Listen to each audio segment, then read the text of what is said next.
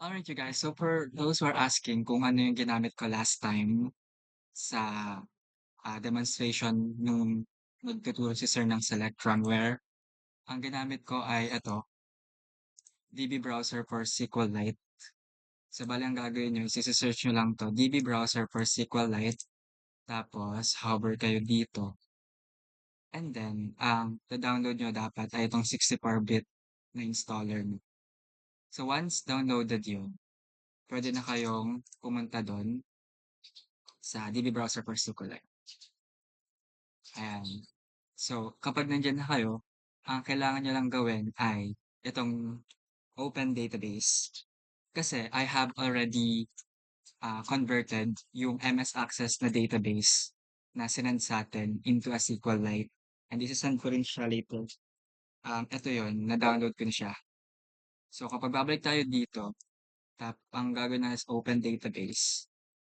Tapos, nasa may desktop ko siya. Ito, open ko lang. Send. Yan na siya.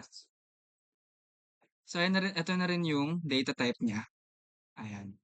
Tapos, ang gagawin mo lang is pupunta ka sa my browse data para makita mo yan. Ngayon, ang team kasi ay wala akong MS Access kaya hindi ko alam kung tama ba yung conversion ko. So, sana merong may MS Access na kaya mag-check na if yung author table ay hanggang 25 lang. Tapos, yung book is hanggang 33 lang. Kung meron na mag-check. Kasi kapag tama to, then pwede natin gamitin yung ganitong way. So, ang next lang natin gagawin is mag-execute lang tayo ng SQL. Ito yun. So, let's say for example, ang problem doon ay ito. List the book code and book title for each book. So, pwede mong gawin select. X ko lang to. Select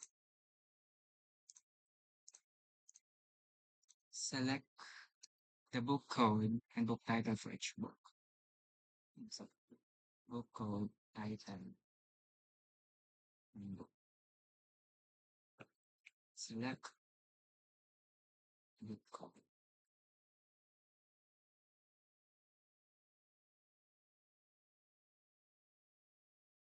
Book code.